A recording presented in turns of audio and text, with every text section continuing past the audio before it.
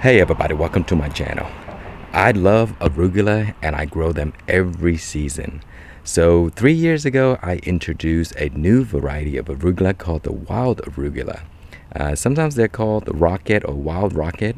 And I just love both varieties for many reasons. And because I grow both varieties, I can have a very long harvest. For me to have plants to use. So arugula, the traditional arugula, grows really well in the cool months, and then when it gets to the warmer months, they begin to bolt, and then the leaves get smaller and bitter, and then that would be the end of them. But wild arugula, they will continue to grow towards the warmer months and still produce beautiful leaves that you can use. They are a little bit more spicier, or a little bit spicier than the regular arugula. They're a little bit tougher, but the taste is somewhat similar, and I just love them both. They're great in sandwiches. You can add them to salads and stuff like that, and they will just give a little nice kick to it, a little peppery flavor. So today I'll show you the difference and why you should grow both. And as I mentioned, the traditional arugula, they don't do too well in the hot months, so they'll just bolt and stop growing. But these are wild arugula, and this is what they look like. The leaves are like teeth. They almost remind me of like dandelions in some way. They grow really tall, but sometimes because they get so tall, they would fall over. You see, these are what they look like. And they also do produce pods right here towards the warmer months, but even with the pods going on, they still produce leaves, and you can still use both. And the pods are this right here, they're a little bit smaller than the other traditional arugula, and then the pods will pop open once they dried up, and then you will have arugula grown again for the next season. Okay, so this is what they look like, the wild arugula. And if you grow wild arugula, they're much easier to maintain than the traditional arugula, because they're very drought tolerant. They would shoot the roots very far down into the soil. They can easily be grown, anywhere. They're not very picky with the soil, and sometimes when they fall in your grass, they will compete with your grass to grow, and so they don't get choked out easily. And I noticed that when I have seeds of arugula in the grass, they get choked out by the grass really easily, and they cannot compete, and they just die. But wild arugula, they will outcompete your grass, and they will grow. So you have to be careful. If you grow them in a section where they're not controlled, and then you let the seed spread, they could potentially become a weed. So this is what my wild arugula bed looks like. And so let's take a few leaves, and then we'll compare it to the actual traditional arugula. Okay, so here is my traditional arugula bed, and as you can see, they're pretty much already done for the season. So they're just going to seed, and that's all they're gonna do. They're not gonna grow any more leaves. And at this stage, even if you have the leaves, they're much more bitter than usual. So here is the leaves. They are a little bit thicker, you see.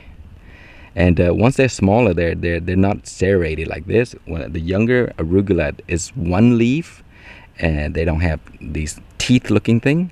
And once they get mature, they will spread like this, and they'll have sort of like a teeth like that. And so here is the difference between the two.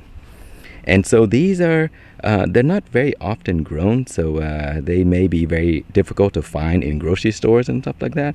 You may find them at farmers market, but they have a beautiful peppery smell to them as well. And so here's the traditional, you see, and that is the wild. And you see how crunchy they are? So they have this little crunchy stem, and when you squish it like this, that's a really nice peppery smell to them. And then here's the flower of the traditional. So let's take it over there, and I'll show you the difference, as well as the pods as well. You see the pods are a little thicker. See, these pods are a little thicker than the wild arugula. And with the traditional arugula, I'll show you something. Even when they're big, when you pull them up, they're very easy. You see, they grow very shallow. See that? And so they don't compete with the grass very well, so that they won't be a weed or a nuisance or anything like that, so you don't have to worry about them. The wild arugula, you're gonna have to worry about those. So here we have wild arugula growing, you see, and so the flowers are different. You see how the traditional one is white, and then these wild ones are yellow, and the flowers don't spread out the same way. And then the pods, you see, they're much smaller, and that's what they look like there. And so here you see, this is a wild one here that grows into the grass. You see how it competes really well with the grass. And so look, if I pull this up, I mean, you really have to put some work into it to get it out, because the root shoots all the way down there. See, I already broke the root, but look, it goes very far down. And so and they can get massive too. So let me show you some of the wild one that got really big. I saved it for this purpose of the video. So here is a bush of my wild arugula that kind of escaped, you see, and it grows into the grass, and it competed with the grass no problem. And I mean, if I'm going to, this is a one shrub right here, and this is also one right here, and that is also one right there. So this is pretty much what you call eat the weeds, because you know, these are practically weed and you can eat them.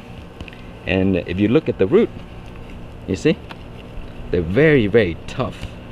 And so if I try to pull this out, you see that? I mean, I'm using all my might. It's not coming out. So let me put the camera down and use both hands to pull them out. That's how crazy they get. Yeah, totally not coming out. So let me pull it up. Okay, so you see the size of the roots? It goes very, very far down, and so that's the reason why they're great plants to grow in places where, you know, you don't get a lot of water, or if you don't want to water often. These are the plants to grow right here, because they're very hardy and drought tolerant, and they taste great. And they will produce leaves all throughout the season, even in the hot months. So right now in Texas, we're in summertime, and they don't care at all. They'll just grow, you see? So that's where it was right here. See how soil is very dry, but it does not matter. So when I pulled off the root, part of it fell off, you see? So yeah, so grow these. They would help, you know, with soil erosion, help with you know, some of the beneficial bugs. It does, you know, keep your some of the caterpillar population as well. And so they don't have a lot of pests, but they will have, you know, some caterpillars and all that stuff. So let me show you some. Okay, so here is the one that I found with a few caterpillars on them. And it doesn't, you know, here you see there's the cocoon right there. So the caterpillar is already gone through the cycle, and is about to you know, go through the metamorphosis and turn into the butterfly. But even with those pests, there's no issues at all, because they grow so much. You see there's another one, that even the bugs on here, when they eat them, they just only eat a tiny bit of them, and then the rest would just be fine. And so when I have these pests on them, I don't even care. I just let the caterpillar have some, because I just have so many. And so we kind of like share it with them. Where are the caterpillars? I think they probably all turn into those pupa. But yeah, I saw some a few days ago. I guess they all went into a cocoon now. So anyway, yeah, so very little amount of pests. Occasionally you may get some aphids, no big deal.